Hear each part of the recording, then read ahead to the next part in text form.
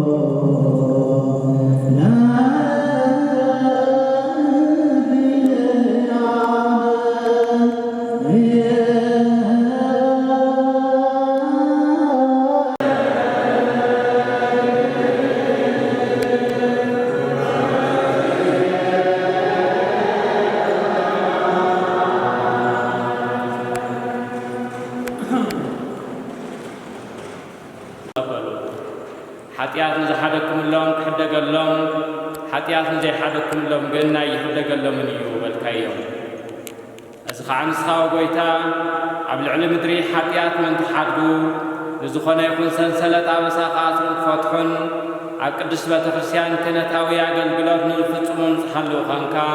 سلطان كهنة تالبس كيوم وأفكار سب من تزوم قلقل تخازقون وابوتاتين حواتين حتين من تايدخون قزوخا من تتوما قرمي مسويخا رسوم عدنهم زلو هزبخا من قدم حرات كان فترقلنا نكاب بحر حياونتك وزقعا قم بحدش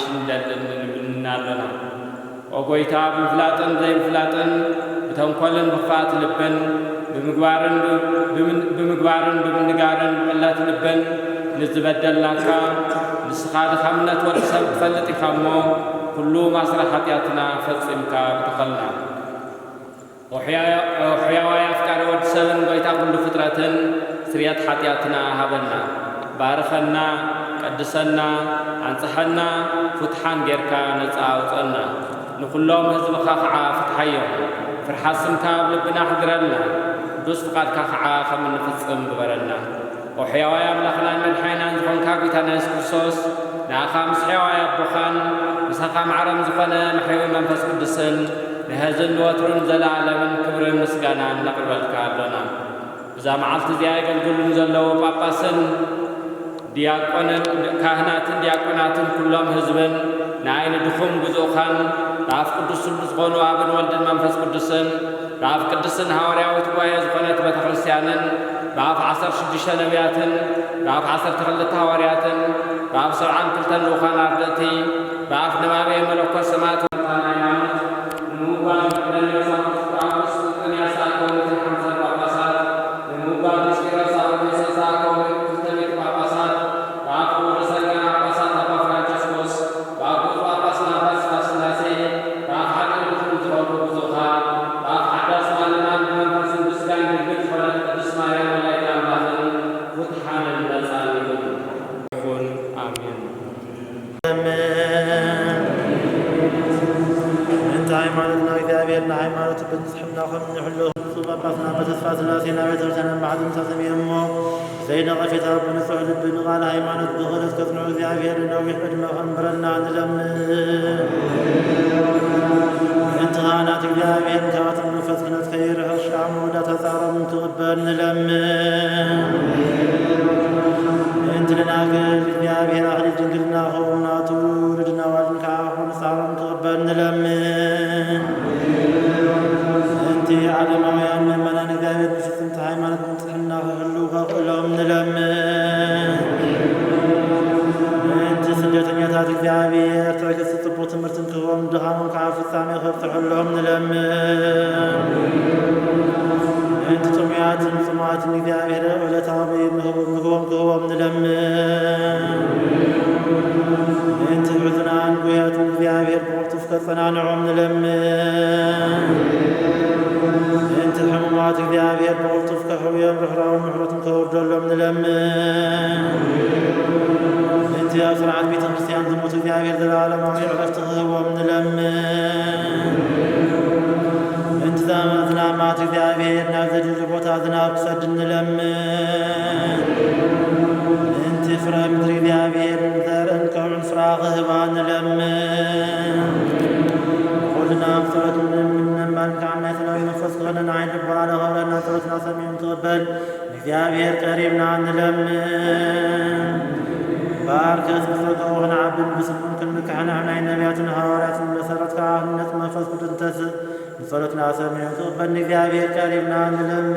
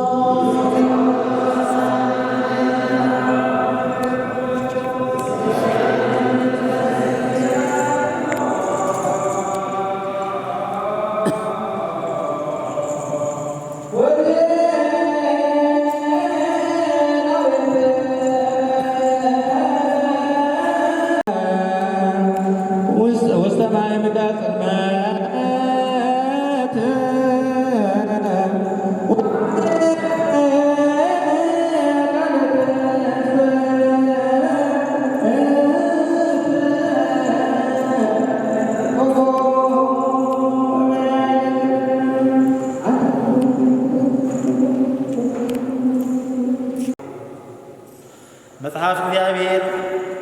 ንኹሉ ኣትትብሩ ኣግዚሉ እዩ እንተኾነ ኩሉ ኣግዚሉ እዩ ክንብል እንተደኣ ኮይና እቱ ከም ዝግብኦ ዝገበረ እግዚአብሔር ኣብ ከምዘይምልከት ውህድ እዩ ኩሉ ሰብ ተገዚኡሉ ግና ኣምላኽ ንኹሉን ኣብ ኩሉን ምእንቲ ክኸውን ውሉድ ባዕሉ ነቲ ኩሉ ዘግዛኣሉ ክግዛእ እዩ እንተዘይኮነ እቶም ኣብ ክንዲ ሙታን ዝጥመቑዳ እንታይ ይገብሩ ኣለዉ ብስሩ ሙታን ዘይትንስኡ እንተዘይኮይኖምስ ስለምንታይ ዳ ክንዳኣቶም ዝጥመቑ ስለምንታይ ከንሕና ኩሉ ግዜ ንሓደጋ ንቀላ ኣሕዋተይ ኣነ በብመዓልቱ ሞት ዘጋጥመኒ ዘሎ ነቲ ብጎይታና ኢየሱስ ክርስቶስ ካባኻትኩም ዘለኒ ትምክሕቲ ከም ዝኾነ ኣረጋግፀልኩም ኣለኹ ከም ኣተሓሳስባ ሰብ እንተኾይኑ ኣነ ኣብ ኤፌሶን ምስ ኣራዊት ዝተዋግእኹ ዳ እንታይ እዩ ረብሐይ ሙታን ዘይትንሱ እንተኾይኖም ግና ከምቲ ዒራ ጽባሕ ሞት ኢና ምንብላዕ ንስተ ዝብልዎ ዶ ኣይኮነን ኣይትታለሉ ሕማቕ ርክነት ንጽቡቕ ባህሪ የበላሽዎ እዩ ቅንዕና ንምግባር ተበራበሩ ሓጢኣት እውን ናይትገበሩ ገሊኣቶም ካባኻትኩም እግዚኣብሔር ዘይፈልጥዎ ኣለዉ እሞ ምእንቲ ክትሓፍሩ ኢለየ ዝብለኩም ዘለኹ እዚ ቃል እግዚኣብሔር እዩ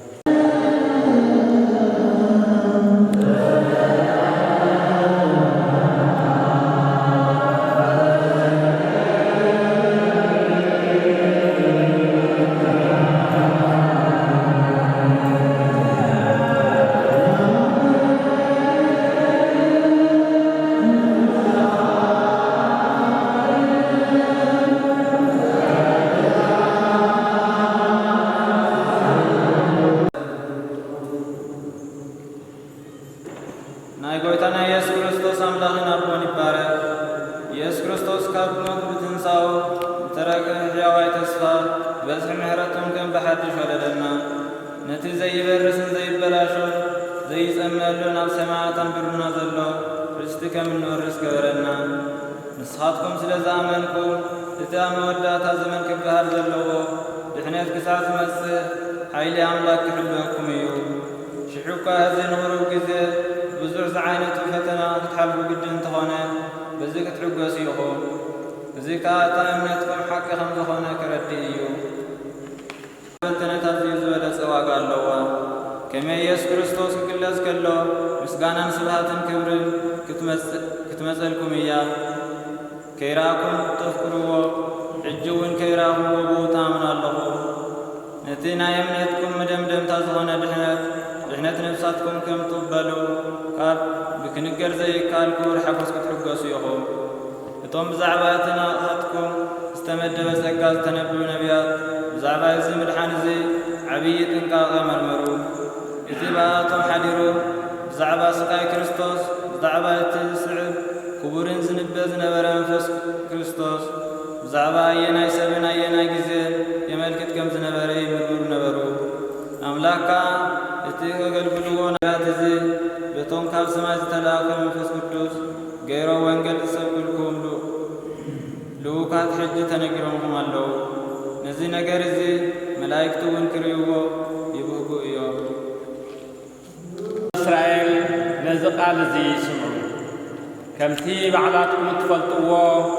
ኢየሱስ ናዝራዊ በቲ ኣምላኽ ባው ኣብ ማእኸልኩም ዝገበሮ ሓይልን ተኣምራትን ትምህርትን ኣምላኽ ዝመስከረሉ ሰብኣይ ነበረ ነዚ ከምቲ ምዱብ ምኽሪ ኣምላኽን ዘለኣለማዊ ፍልጠቱን ዝተወፈየ ኢየሱስ ብኢድቶም ሕጊ ዘይብሎም ሰቐልኩምዎን ቀተልኩምዎን ሞት ሒዙ ኸጽንዖ ስለ ዘይከኣለ ኸዓ ኣምላኽ ካብ ማእሰር ሞት ፈቲሑ ኣተንስኦ ዳዊት እውን ብዛዕባኡ ኸምዚ ይብል ንእግዚኣብሔር ኩሉ ሰዓት ኣብ ቅድመይ ይርእዮ ንሱ ብየማነይ ስለ ዘሎ ኸዓ ኣይክናወፅን እየ ልበይ ተሓጐሰ ልሳነይ ከዓ ዕልል በለት ስጋይ ብተስፋ ክትነብር እያ ምኽንያቱ ንነፍሰይ ኣብ ሲኦል ኣይትሓድጋን ኢኻ ንቅዱስካ ድማ መቃብር ክርስቶስ ኣይትገድፎን ኢኻ ንስኻ መንገዲ ህይወት ኣፍለጥካኒ ንሳይ ብምህላውካ ድማ ሓጎስ ከተጽግበኒ ኢኻ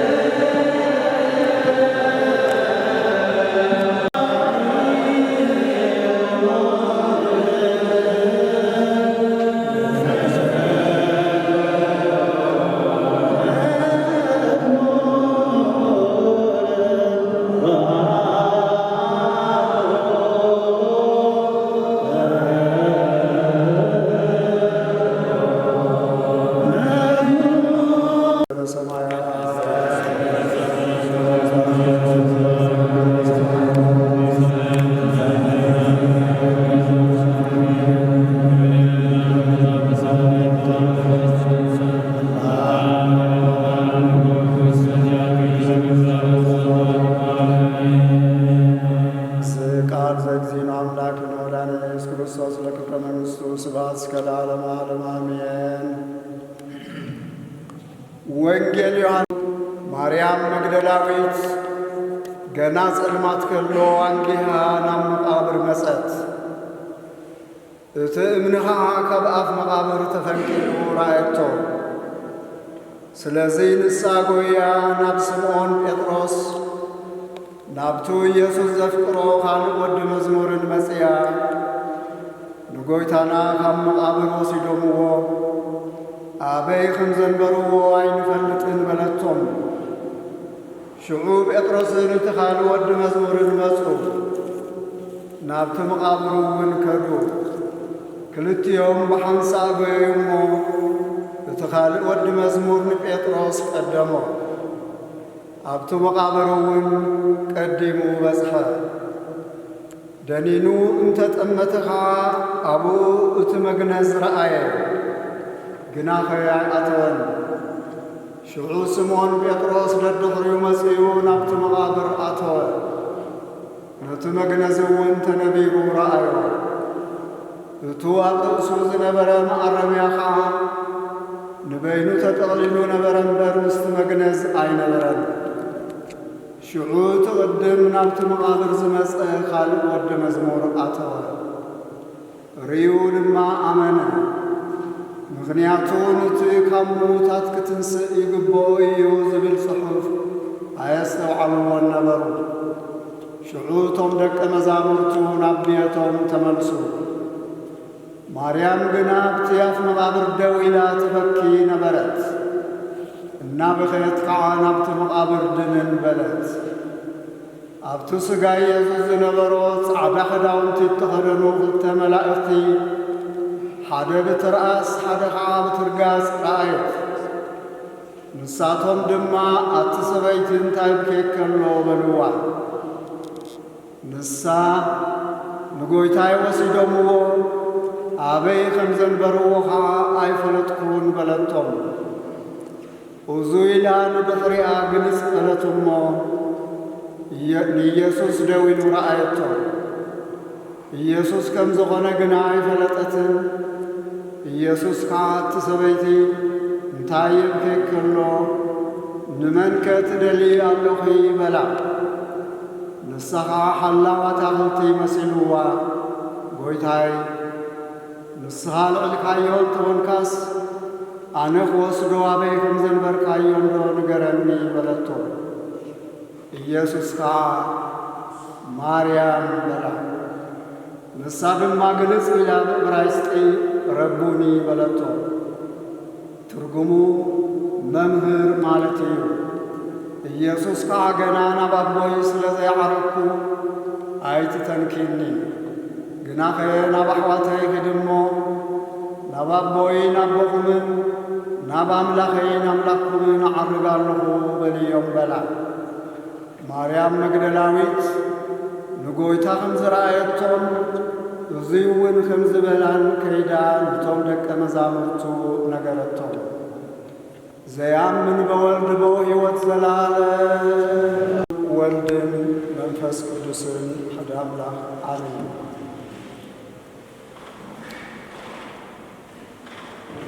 ኣብ ውሽጢ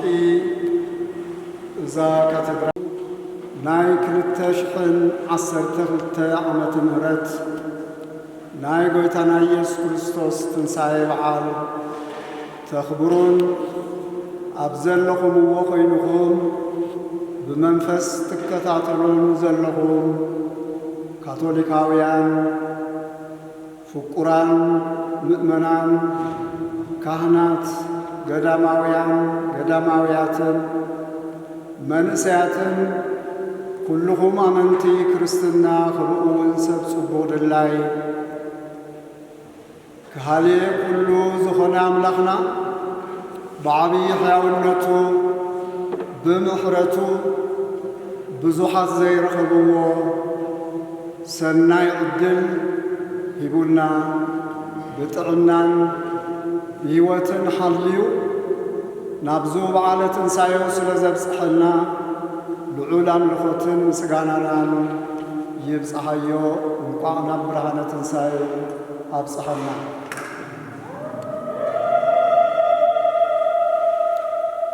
ኣብ ሓዘንን ብብዓይነቱ ጭንቂ ስቓያት ከቢቡኩም ንትርከቡ ኩልኹም ኣብዘ ዘለኹምሉ ብዘጸናንቕ ፍቕሩን ርኅራሕየኹን መድሃኒ ዓለም ከምታ ቐዳመይቲ ናይ ትንሣኤ ለይቲ ብተፈላለየ ፍርሕን ካልእ ዓይነታት ናይ ሕይወት ሓደጋታትን ጭንቅን ኣቢየቶም ተዓጽዮም ተሓቢዮም ዝነበሩ ሳዕብቱን ኣርድእቱን ኣትዩ ናይ ዕዳው ቁስሊ ስቕለቱ እናርአየ ቅንዋቱ ክሪኡ ገይሩ ሰላም ንኣኻትኩም ዝበለ መድሃኒ ዓለም ሎሚ ለይቲ እውን ፍቁራን ምእመናን እቱ ተኣምንሉ እቱ እናኣምነሉ ክርስቶስ መድሓኒና ስለ ዝኾነ ኣብ እንርከበሉ ኩነታትን ሕይወትን ናብ ሕይወትና ኣትዩ ሰላም ንኣኻ ሰላም ንኣኺ ከም ዝብለና ፈጺምና ክንጠራጠር የብልናን። ኣብዚ ዓመት እዙይ ንመላእ ዓለም ኣጋጢሙ ዘሎ ኩነታት ንኣና እውን ከይጸለወና ኣይተረፈን። እተወሰና ሰናብቲ ናይ መጋቢት ጀሚርና በዓላት ሕማማት በዓል ትንሣኤ ኣብ ገገዛውትና ተደሪትና ብመንፈስና ብእምነትና ንንምነዮ ታቦታትን ንንብህጎ ናይ ትንሣኤ ብርሃንን ድምፂ ዕልልታን ሰናይ ዝማሬን ብሓደ ሓቢርና ክንሳተፍ ንሕና ካህናትኩምን ንስኻትኩም ምእመናናን ንብህጎን ንጽበዮን ዝነበርና እኳ እንተኾነ ንኩሎም ክርስቲያን ጥራይ ዘይኮነ ካልእ እምነት ንዝኽተሉ እውን ኣብያተ ኣምልኾኦም ዓጽዮም ኣብ በቦታኦምን ኣብ በቤቶምን ኮፍ ክብሉ ኣብ ዘለውሉ ኮይኖም እምነቶም ክገልጹ ብልቢ ብመንፈስ ምስ ፈጣሪኦም ክራኸቡ ኮይኖም ይርከቡ። ሎሚ ለይቲ ኣምላኽ ንቱ ናይ ኢየሱስ ሬሳ ክትቅልሽ ከይዳ ጥሩሑ ጸንሓ መቓብር ኣደጺዋ ዝሓዘነት እንፈትዎን ነገራት ብምስኣልና መንፈስናን ሓንጎልናን ሕሊናናን ብዙሕ ዓይነት ሕቶታት መሊእዎ ከም ዝርከብ ኣየጠራጠርን። ናይ ሙሉእ ዓለም ህዝቢ ስልጣኔን ናይ እምሮ ምንጭታት ዝኾኑ ፍልጠታትን መሳርሕታትን መጋበሪታትን መሬት ጸቢቡና ደቂ ሰባት ናብ ህዋ ርሑቕ ፍጥረታት ኣብ ምፍታሽን ኣብ ምጉብናይን ኣብ እንርከበሉ ሰዓት ክንዲ ዝበርር ጣንጡ ወይ ከዓ ጽንጽያ እኳ ዘይኣክል ረቂቕ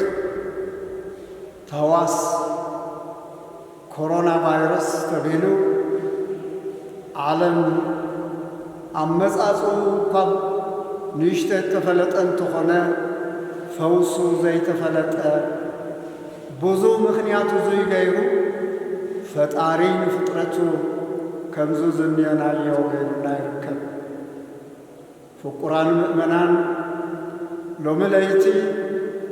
ናይ ትንሣኤ በዓል ክነኽብር ከለና ድንቂ ዝኾነ ናይ እግዚኣብሔር ተኣምራት ኢና ነኽብር ዘለና። በቱንሽተይ ፍልጠትናን ኣእምሮናን ኣብ ዙርያ ዓለም ዝኾን ዘሎ ምርዳእ ኣብዩና ሕቶ ክነልዕል ከሎና ካብኡ ብዝሓልፍ ዘደንጹ ዘገርም ተኣምራት ሎሚ ለይቲ ተፈጺሙሎ። እዙይ እቲ ሰንሰለት ክፍኣት ናይ ኃጢአት ከምቱ ንመቃብር ደፊኑ ነበረ እምኒ ልቦና ደቂ ሰባት ብምሽፋን ንፍቅሪ መንቀሳቀሲኣ ብምኽላእ ናይ ክፍኣትን ናይ ቂም በቀልን ናይ ቅንዓትን ስራሓትን ተግባራትን ኣብዚ ሰፈና ዓለም መድኃኔ ዓለም እውን ናይ ዙይ ተሳታፊ ኮይኑ ንደቂ ሰባት ከድሕን ብስጋ ተወሊዱ ኣብዙ ዓለም ኣብዛ ምድሪ እዚኣ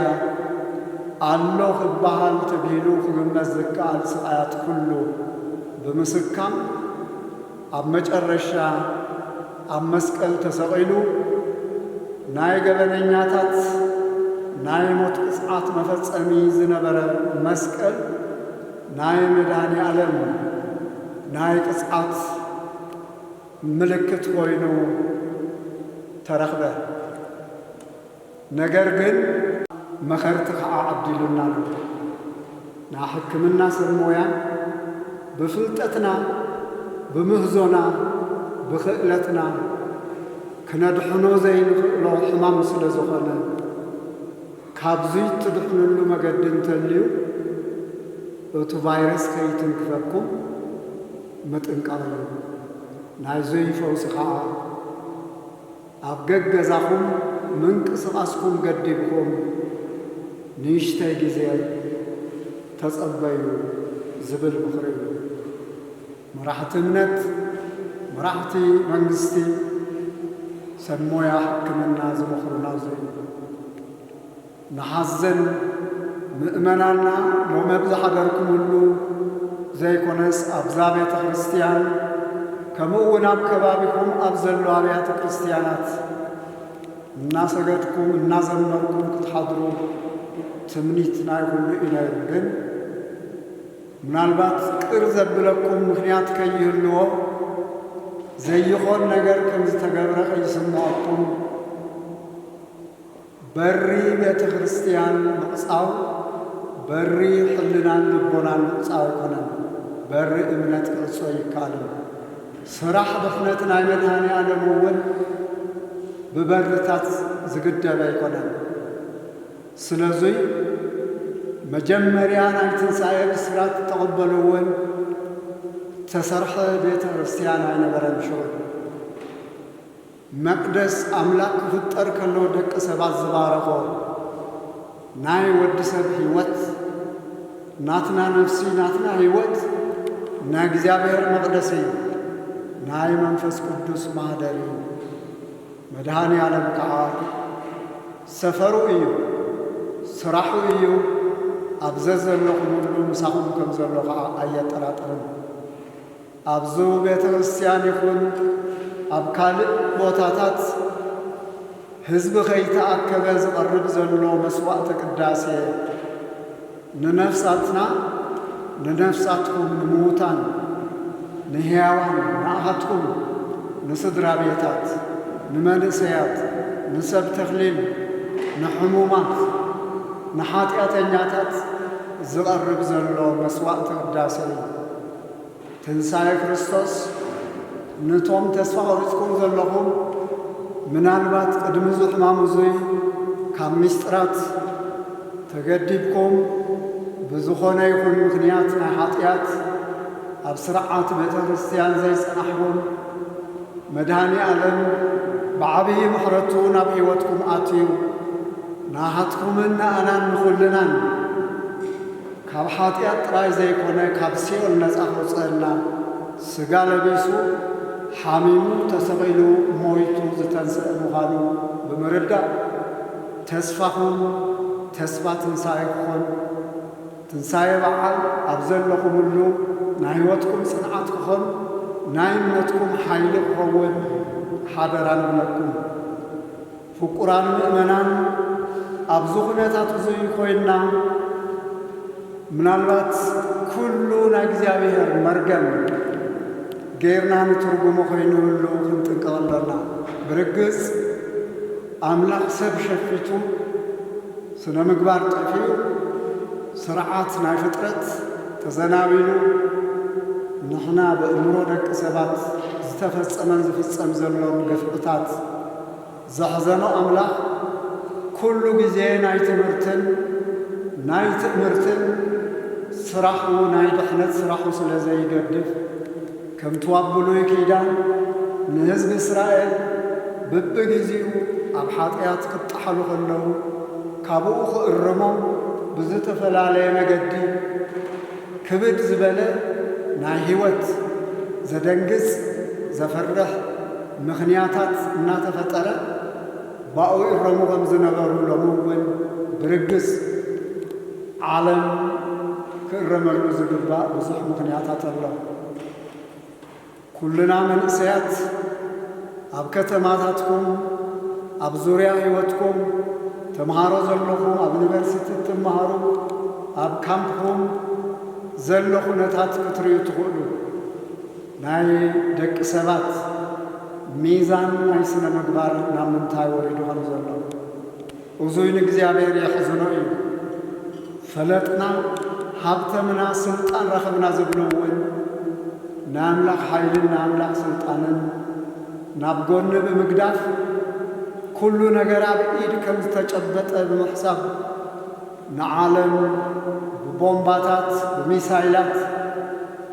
ወታደራት ንምግዛእ ላዕሊ ታሕቲ ዝብሉ እውን ጠጠው ኢሎም ነው ናምላኽ ዝሓስቡላ ሰዓት መጽያ ዘላ ትመስል ስለዚ ይከስ ኣብዙ ኣጋጣሚ ዙይ ልቦና ገይርና እግዚአብሔር ከም ዝሓለየልና ቅዱስ ጴጥሮስ ኣብ ቀዳማይ መልእክቱ ዝብሎ ንሱ ይሓለልኩም እዩሞ ንኹሉ ሓልዮትኩም ኣብኡ ኣውድቕዎ ይብለና ዘጨንቐና ነገር ብሓይሊ ኣምላኽ ፍትሐልና እዩ ኢልና ክንኣምን ኣለና ስለዚ ይከስ ኣብዙ ኣጋጣሚ ዙይ ንሰናይ ነገር ንህይወትና ብዝሃንጽ ነገር ክንጥቀመሉ ይግባል ካብዙይ ዝኸፍእ መቅሰፍትታትን ባራዓት ሕማማትን ሓሊፎም እዮም ኣብ ታሪክ ቅዱስ መጽሓፍ ኣብ ታሪክ እምነት ኣብ ታሪክ ደቂ ሰባት ሎሚ ግን እንክውሕድ ፎከስ ዝበለ እዩ ንምንታይ ውሽጢ ገዛ ኮይንኻ ኣብ ካልእ ምስ ዘሎ ትራኸበሉ መለያታት ስለ ዘሎ ሓንጎልና ብዛኽጭ ክጭፈንን ክጭነቕን ኣይኽእልን ኣብ ዘለኻሉ ኮይንኻ እውን ፍቁራን ምእመናን መንእሰያት ኣብ ኢድኩም ዝርከብ ናይ ፍልጠት ምንጪ ይኾነልኩም ዝከኣል ቅዱስ መጽሓፍ መንፈሳውያን መጻሕፍቲ ሞባይላት ኮምፒውተር እዙይ ኩሉ ንጥቕሚ ንቁም ነገር ኣብቅሉ ኣብዘን ሰዓታት እዚአን ከመይ ጌርና እንተይልኩም ከምቱ እግዚአብሔር بأف قدس ጳውሎስ ዝነግረና ኣብ 5 ምዕራፍ ቁጥር 16 እቱቅ እንያቱ እዩሞ ንቱ ዝተዋሃበኩም ጊዜ ኣብ ረብሓ እናውዓልኩም ከም ዓሹ ዘይኮነስ ከም ለባማት ንበሩ ይብለና ኣሎ እዛ ጊዜ እዚኣ ንቁም ነገር ንጠቐመላ ወለዲ ምስ ደቅኹም ደቂ ምስ ወለድኹም ወለዲ ኸዓ ምስ ሕድሕድኩም እትዋስሉ ህይወትኩም መደብ ህይወትኩም እትእምቱሉን እትምድቡሉን እትርድኡሉን እትረዳድኡሉን ሰዓት ክኸውን ይገባል ምናልባት ኣብ ውሽጢ ስድራ ተፈጢሩ ዝነበረ ፀገማት እውን እትፈትሑሉ ሕማቕ ዝመስል ሰና ኣጋጣሚ ክኸውን ይከኣል ሓዳብነት ክኸውን ዝኽእል ኣብዘን መዓልታት እዚአን ኣብ ጣልያን ዝፈልጦም ስድራ ካብቶም ወለዲ ሓዲኦም ኢሜይል ጽሒፎም ንሕና ብዙሕ ህዝቢ ሃሊቁ ጣልያን ብዙሕ ተጎዲኣ ካህናቶም ምእመኖም ዓበይቶም ናእሽቶም ተዝናንዮም ኣብ መጀመርያ ዝግባእ ስለ ዘይተሰናደው ብዙሕ ህዝቢ ሃሊቁዎም እዩ ሕዚ ኣብ ገገዛኦም ተወሲኖም እዮም ዘለዉ ኣብ ዘለውሉ ክልተ ቆልዑ ዘለዎም ስድራ እዮም ሰብኣይ ናብ ገለ ስራሕ ሰበይቲ ከዓ ናብ ካልእ እሞ ካብ ሓደ ቦታ ዘይኮነ ብመኪና ወፊሮም ሰዓታት ተጓዒዞም ዝምለሱሉ ደቆም ሰሪሖም ዝገድፉሎም ምግቢ ወሲዶም ነፃ ኮይኖም ትምህርቲ ቤት ዝኸዱን ዘይኸዱን እናኸዱ ዝውዕሉ ኣብ መጨረሻ 18 ዓመት ዝገበረት ጓሎም ኣብዙ ጊዜ ኣብዚ ሰዓት እዙይ ምስ ወለዲ ብሓንሳእ ምስኮኑ ብሓንሳእ ክጽልዩ ብሓንሳእ ክመኻኸሩ ብሓንሳእ ስሞታ ናይቶም ደቂ ብወለዲ ናይ ወለዲ ደቂ ክረዳድኡ ምስ ጀመሩ እንታይ ዳትና ኢሎም እታ 18 ዓመት ዝበፅሐት ቆልዓ ኣነ ፍቕሪ ወለዲ ሕብረት ወለዲ ኣብ ገዛይ ስለ ዘይረኸብኩ ተስፋ ቆሪፀ ኣውስትራልያ ናብ ዝበሃል ዓዲ ክኸይድ መገደይ እናመሻሸኹ እየ ነይረ ሕዚ ግን ገጽኩም እናረኣኹ ምሳኹም ክዕልል ምሳኹም ክማኸር ኣብ ገዛ ከም ስድራ ክንቅመጥ ስለ ዝኸኣልና መደበይ ክቕይር እያ ኢላ ህይወታ ቀይራ ማለት አታጫና ህይወታ ንማረሉ ንቁሎ ነገር ንሕና እውን ካህናት እንትኾና ደናግል እንትኾና ምእመናን ወለዲ ኣብዘዝ ዘሎና ጊዜ ብረብሓ ዘለዎ ነገር ናይ መንፈስን ናይ ማሕበራውነትን ክነውዕሎ ሓደራ ክብል ፈቱ እምበኣርከስ ካብዚ ጊዜ እዙይ ሰለስተ ነገራት ነፂርና መልእኽቲ ትንሣኤ ናይዞ ዓመት እዙይ ጌርና ክንወስድ ሓደራ የመሓላልፈልኩም ሓደ ዝሓዝና እንተሓዝና ዝፈለጥና እንተፈለጥና ኣብዙይ በፅሕና ብቱይ በፅሕና እዙይ ፈሊጥና እዙይ ጨቢጥና ኢልና ኣብዛ ምድሪ እዚኣ ሰብናይ ናይ ኣእምሮናን ናይ ህይወትናን ከም ዘይኮንና ናይ ኣምላኽ ጥሪት ዘሎና ኩሉ ናይ ኣምላኽ ሕድሪ ከም ዝኾነ ምርዳእ ናትና ንብሎ ከም ዘይብልና ካባና ዝበዝሕ ዝነበሮም ናትና ዝብልዎ ዘይሓዝሉ ዘይጨበጡሉ ዝገብርዎ እውን ዘይፈልጡሉን ሰዓታት በፅሕና ኣለና ካልኣይ ካብዚ ጊዜ እዙይ ክንመሃር ዘለና ሰብ ንሰብ ኣድላይ ከም ዝኾነ ኣብ በይኑ ዝነብር ኣብ በይኑ ዝሓስብ ንበይኑ ጥራይ ኩሉ ነገር ንበይኑ ንራእሱ ክገብር ዝስስቕ ኣብ መጨረሻ ኣበየሎኻ ኢልካ ፀዊዕኻ ሰብ ዘይትረኽበሉ ፀገማትን ጭንቅን ከም ዝወድእ ዘርኢ ስለዘይከስ ሰብ ንሰብ የድልዮ ወለዲ ደቆም ክቐብሩን ክገንዙን ኣይከኣሉ ደቂ እውን ንወለዲ ክቐብሩን ክገንዙን ኣይከኣሉ ስለዙይ ሰብ ዝደላለየሉ ጊዜ ስለዙይ ፍቕሪ ንግበር ኣብ ርክብና ዘሎ ፀገማት እንተልዩ ነስተኻኽል ሳልሳይ ክብርታት ህይወትና ነኽብር እዙይ ማለት ኣምላኽ ኣኽቢሩ ዝሃበና ህይወትና ነኽብር ህይወትና እንተኽቢርና ህይወት ካልኦት ክነኽብር ኢና እዙይ እንተኾይኑ ናይ ትንሣኤ ትርጉም ናይ ትንሣኤ ህይወትና ከም ዝኸውን ናይ ጐይታና ኢየሱስ ክርስቶስ ሞት እናትና ናይ ክርስቲያን ህይወት ከም ዝኸውን ንኣምንን ንቕበልን ማለት እዩ እምበኣርከስ ናይ ምሉእ ህይወትና ውሽጣዊ ተረጋግአ ታሕጓስ ጽንዓት እምነት ክህልወና ዝገብረና ትንሣኤ ትንሣኤ ብግብሪ ሽበራ እዩ ሕማማት ዝተፈጸመ ሞት ነይሩ ማለት እዩ ስለዙይ ንትንሣኤ ንኽብር ዝነበራ ሞት ኣብ ዝኸበበሉ ጊዜ መጀመርያ ትንሣኤ ተፈጸመ ማለት እዩ ስለዙይ ትንሣኤ ካብ ሞት ይወፅኡ ሎሚ እውን ሞት በዚሖሎ ግን ካብ ሞት ከዓ ትንሣኤ ከም ዘሎ ክንኣምን ኣለና ክርስቲያን ኣብ ትንሣኤ ንኣምን ክርስቲያን ንትንሣኤን ናይ ትንሣኤ ክብርታትን ህይወት ዝጐድኡ ስርዓታት ናይ መንግስታት ኣንጻር ሞት ዝኾኑ ናይ ህይወት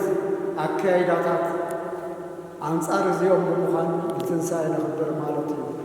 ስለዙይ ኣብ ገዛኹም ዘለዉ ኣብ ስደት ዘለዉ